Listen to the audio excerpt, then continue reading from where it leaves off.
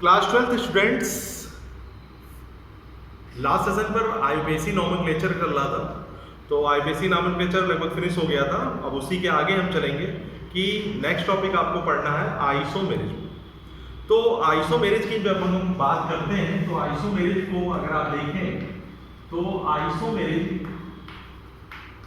ये दो वर्ड से मिलकर बना हुआ है। तो इसको हम बोलते हैं आइसो को हम बोलते हैं सेम, और मेरिज या मेरोज को हम बोलते हैं पार्ट्स।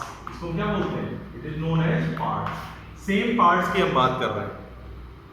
तो सेम पार्ट्स का अर्थ ये हुआ कि जिसका two or more compounds which have same molecular formula but different structure और spatial arrangement are known as isomer and the phenomena is known as isomerism.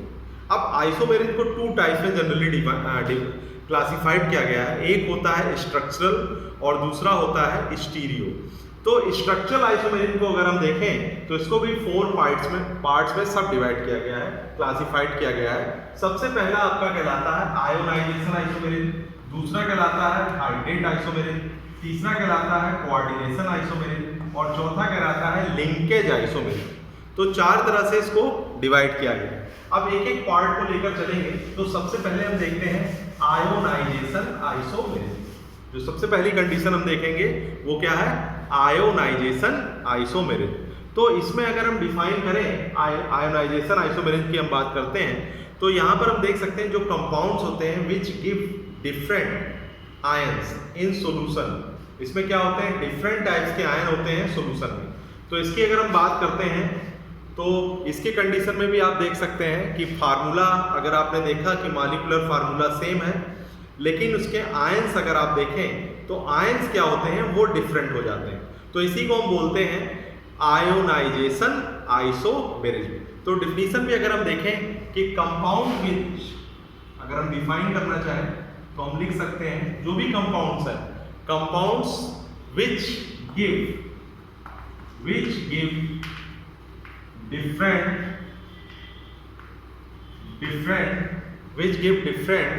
ions in solution, different ions in solution।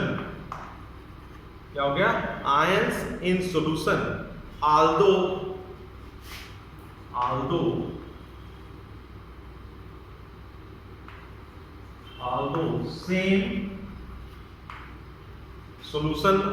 same composition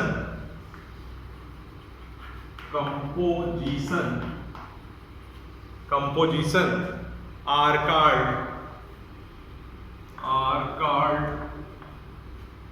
isomers, are called ionization isomers।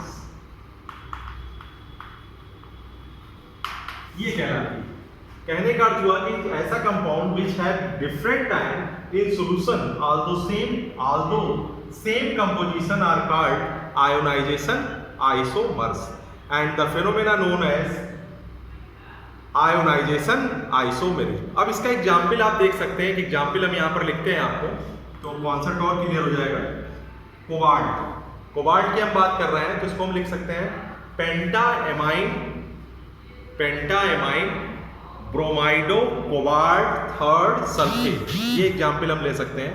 तो cobalt हमने लिखा, पेंटाएमाइन का इसको हम बोलेंगे क्या? पेंटाएमाइन। IPAC में पढ़ चुके हैं आप। ब्रोमाइडो और यहाँ पर हमने लगा दिया सल्फेट। ठीक है, सल्फेट हमने यूज कर दिया। तो अभी आपको बताया कि इस तरह की जो कंडीशंस होती है इसके अकॉर्डिंग अगर इसको आप आयनाइज करते हैं तो आप देख सकते हैं आयनाइजेशन इसका होगा।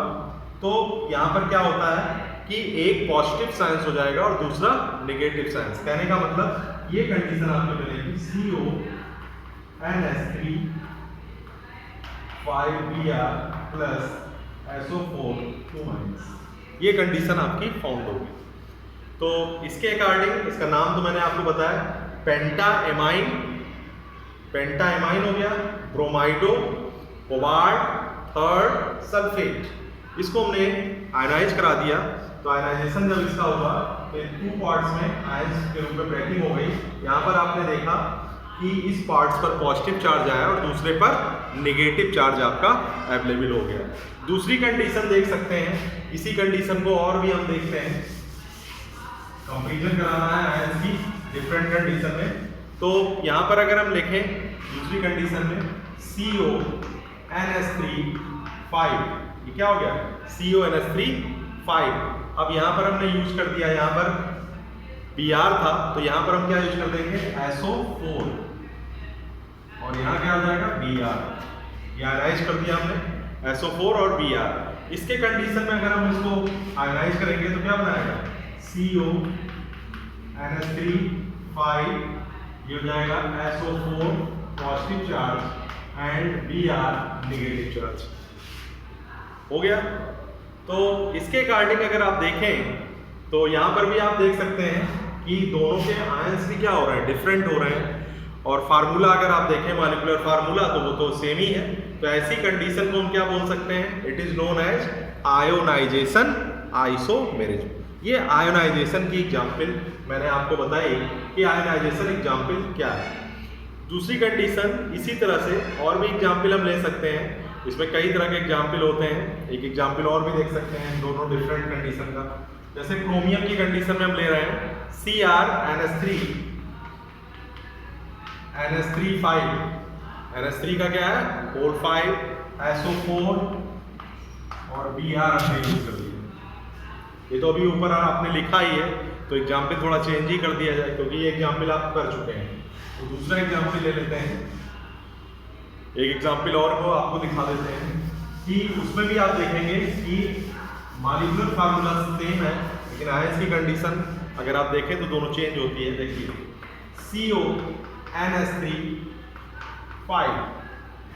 NS3 की कंडीशन अगर आप देखें और यहाँ पर हमने लिख दिया NO3SO4, ये पहली कंडीशन हो गई।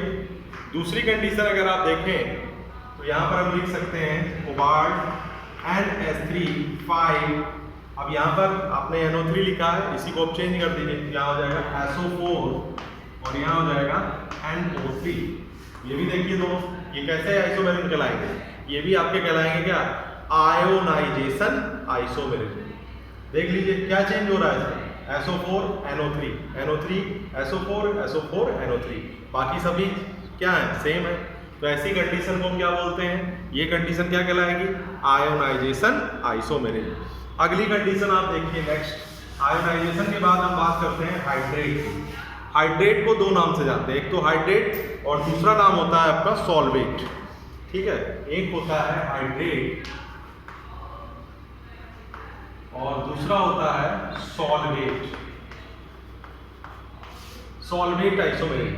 तो हाइड्रेट और सॉल्वेट की अगर हम बात करते हैं तो आप देखेंगे कि मॉलिक्यूलर फार्मूला तो सेम है लेकिन इसमें होता क्या है, जो वाटर के मॉलिक्यूल्स होते हैं, number of water molecules is present in different. जो कंडीशन होगी differ in the water molecule, जो वाटर के मॉलिक्यूल्स होंगे उनका कंडीशन क्या होगी, वो डिफर होगी। बाकी मॉलिक्यूलर फार्मूला क्या होगा आपका, सेम होगा।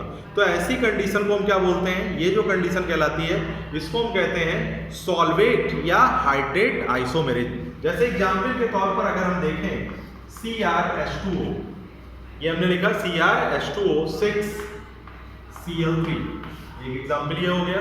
दूसरी कंडीशन में अगर आप देखें H2O, यहाँ पर हमने यूज किया है H2O 6, ठीक है। अब यहाँ पर हम यूज करेंगे H2O 5 और Cl कितना है यहाँ पर 3, तो यहाँ पर यूज कर देंगे Cl और Cl2 और H2O, ये हमने यूज कर दिया। देखिए ये कंडीशन हुई, एक ये हो गया, दूसरा हो गया, एक और देख सकते हैं नेक्स्ट कंडीशन। तो इस कंडीशन में अगर आप देखें तो CrH2O4 हमने क्या कर दिया, H2O4 कर दिया, Cl2 ClH2O। अब यहाँ पर 4 था, यहाँ 6 है तो यहाँ कर दीजिए 2H2O। ये कंडीशन आपकी प्रेजेंट हो गई। अब सबके नाम भी आपको आने चाहिए, नाम नहीं आते हैं तो आप IUPAC देख सकते हैं, पिछले लेक्चर में मैंने IUPAC आपको बताई है। तो इसका नाम क्या हो जाएगा, H2O6 को क्या बोलते हैं? Hexa aqua. क्या हो जाएगा? Hexa aqua chromium, chromium third chloride. ये पहले का नाम हो गया, आप लिखना चाहें तो लिख सकते हैं hexa aqua chromium third chloride. और दूसरी कंडीशन में क्या हो जाएगा? यहां पर हेक्सा था, यहां क्या हो जाएगा? यहां हो जाएगा पेंटा, पेंटा एक्वा। अब यहां पर भी पेंटा एक्वा है और यहां पर आपने लिखा है क्रोमियम, तो पेंटा एक्का क्रोमियम सब में वही रहेगा, क्रोमियम थर्ड के बाद क्या आ जाएगा? क्लोराइड, क्लोराइड, क्लोराइड तो आपने लगाया है ये, तो क्लोराइड और H2O भी लगा हुआ है, इसको लिख सकते हैं मोनोहाइड्रेट, मोनोहाइड्रेट, ये नाम हो जाएगा इसका। अगली कंडीशन में हम देखें, यहां पर क्या है, इसी तरह से उसका भी लिखेंगे, तो यहां क्या हो जाएगा? यहां पर आप लिख सकते हैं जैसे आपने लिखा है क्लोराइड कंडीशन ऊपर आपने लिखा, इसी तरह से यहां क्या लिख देंगे? ये हो जाएगा 4 है, तो 4 को हम क्या बोलेंगे? टेट्रा। इसको हम क्या बोलेंगे? Tetra, tetra aqua, tetra aqua. अब यहां पर क्लोराइड, क्लोराइड है 2 है, Cl2 है, तो यहां क्या हो जाएगा? Di chlorido, chlorido chromium, chromium third, chromium third, chlorido chromium third. और यहां पर क्या हो जाएगा? डाई हाइड्रेट, वहां पर एक था, यहां हो जाएगा डाई हाइड्रेट, ये नाम हो गया। तो आप देखेंगे जनरली कि मॉलिक्यूलर फार्मूला आपका सेम है, बट जो डिफर है वो क्या है? वाटर के मॉलिक्यूल्स, जो वाटर का मॉलिक्यूल्स है उसकी क्या है? उनकी पोजीशन डिफर है, किसी में 4 है, सॉरी किसी में आपने देखा मोनो है, कहने का मतलब 1 है, किसी में 2 है, और किसी में इसमें आप देखेंगे कोई भी नहीं है, H2O अंदर है। तो तीनों कंडीशन अगर आप देखें तो जो वाटर की कंडीशन है, वाटर की जो पोजीशन है वो क्या हो रही है? कहने का मतलब जो वाटर है आपका वो क्या हो रहा है? वो डिफर कंडीशन में शो हो रहा है।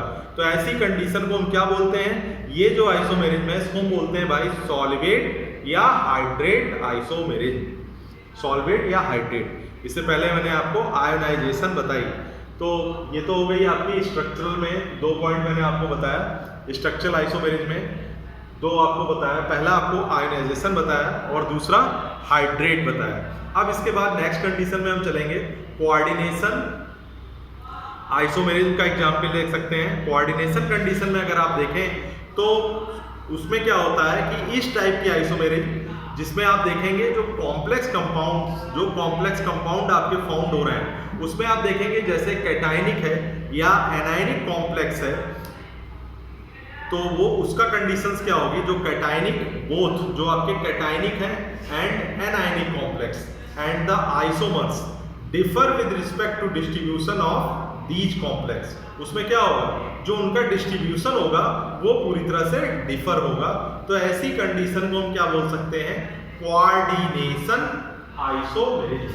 तो कोऑर्डिनेशन आइसोमेरिज्म का अगर हम एग्जांपल देखें तो इसमें हम देख सकते हैं कि जो एनायनिक एंड कैटायनिक कॉम्प्लेक्स है उनका जो आइसोमर्स होगा, उनका जो डिस्ट्रीब्यूशन होगा कॉम्प्लेक्स का वो डिफर होगा। तो ऐसी कंडीशन को हम बोल सकते हैं कोऑर्डिनेशन आइसोमेरिज्म। ये कोऑर्डिनेशन की बात हो गई। तो कोऑर्डिनेशन का भी एग्जांपल देख लीजिए। अगला कंडीशन है कोऑर्डिनेशन, और इसके बाद एक और बचेगा स्ट्रक्चरल में, वो है आपका क्या? लिंकेज। लास्ट क्या है? लिंकेज बचेगा।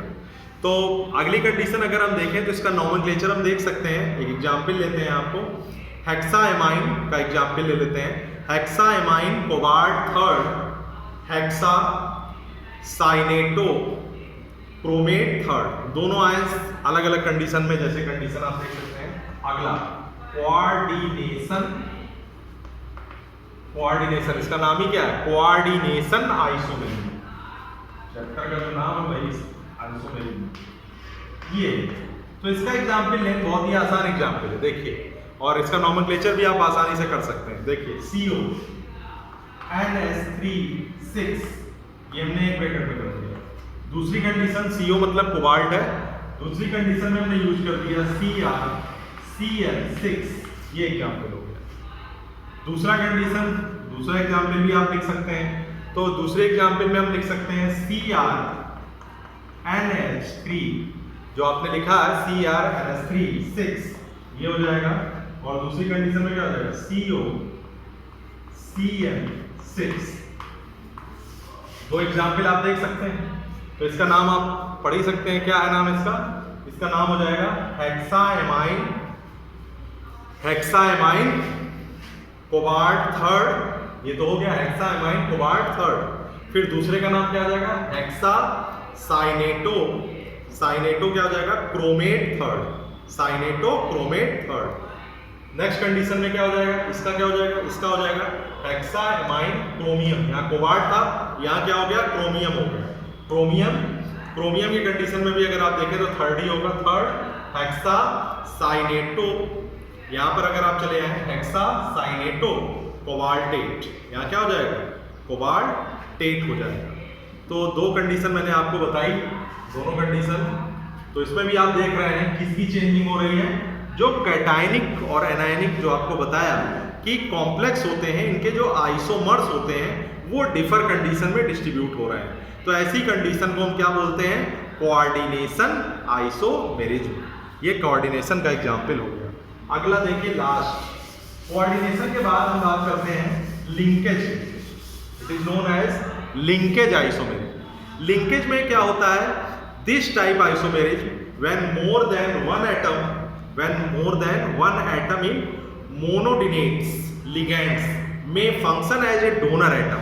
डोनर एटम का मतलब होता है एम्बीडिनेंट लिगेंड्स।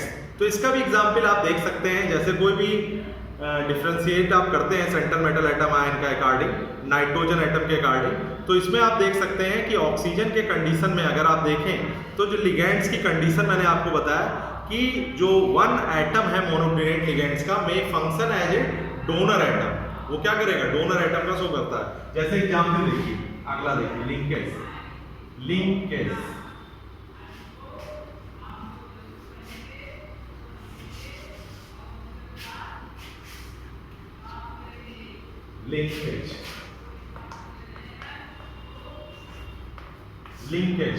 Linkage isomerism.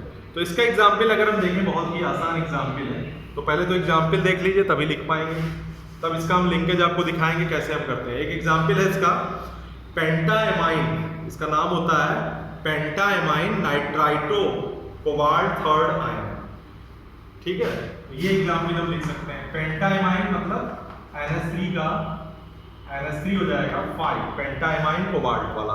तो ये तो पेंटाएमाइन हो गया, और नाइट्राइटो तो क्या हो जाएगा? NO2। यहाँ क्या हो जाएगा? 2+। ये कंडीशन आपकी बन गई। अब इसी की कंडीशन आपको बनानी है। तो ये क्या हो गया? कोबाल्ट। यहाँ पर क्या हो गया? कोबाल्ट। अब इसके अकॉर्डिंग आप देखेंगे 5 आपके NH3, 1 2 3 4, और ये क्या हो गया? 5। तो आप देख सकते हैं 5 आपके क्या जुड़े हुए हैं? NH3, और एक जुड़ा हुआ है क्या? NO2। अब यहाँ पर आप क्या जोड़ देंगे? NH3, ये सब जोड़ते चले जाइए। NH3 यहाँ जोड़ देंगे, ONO, यहाँ भी NH3, यहाँ भी NH3, और यहाँ भी NH3। ये कंडीशन आपकी बन गई। ये इसको ब्रैकेट लगा देंगे, 2 पॉजिटिव चार्ज बन गया। दूसरी कंडीशन में आपने क्या किया? दूसरी कंडीशन भी इसी तरह से बनेगी। तो यहाँ पर आप देख सकते हैं NH3 की कंडीशन मैंने आपको बताई। तो यहाँ पर भी आप देख सकते हैं NH3 की कंडीशन में दूसरी कंडीशन जो बनेगी उसमें आप देख सकते हैं क्या करना है। क्या दिखाई दे रहा है? ये कंडीशन बन जाएगी। यहाँ पर भी क्या है? कोबाल्ट है। तो ये कंडीशन, 2 कंडीशन, 3 कंडीशन, 4,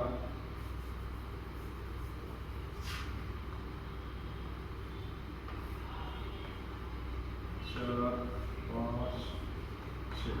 यहाँ कंडीशन आप देखें, ये हो जाएगी NH3, ये भी NH3, यहाँ क्या था NO2, ठीक है, NO2 हो गया। यहाँ क्या हो जाएगा NH3, यहाँ क्या हो जाएगा H3N, यहाँ क्या हो जाएगा H3। तो ये भी कंडीशन आपकी फॉलो हो गई। तो दो कंडीशन मैंने आपको बताई। क्या आप नाम बताया मैंने, एक का नाम हो गया पेंटाएमाइन, इसका नाम आप लिख सकते हैं पेंटाएमाइन नाइट्राइटो कोबाल्ट थर्ड आयन, ठीक है, कोबाल्ट थर्ड आयन।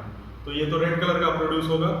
और दूसरी कंडीशन में जो दूसरा मैंने अभी आपको लिखा, तो उसके अकॉर्डिंग अगर आप देखें तो उसका नोमेनक्लेचर क्या हो जाएगा पेंटाएमाइन नाइट्राइटो कोबाल्ट थर्ड आयन, वो भी वही होगा पेंटाएमाइन नाइट्राइटो कोबाल्ट थर्ड आयन। सिर्फ हल्का सा चेंजिंग हुआ है, बाकी सब स्ट्रक्चर सेम है, ठीक है।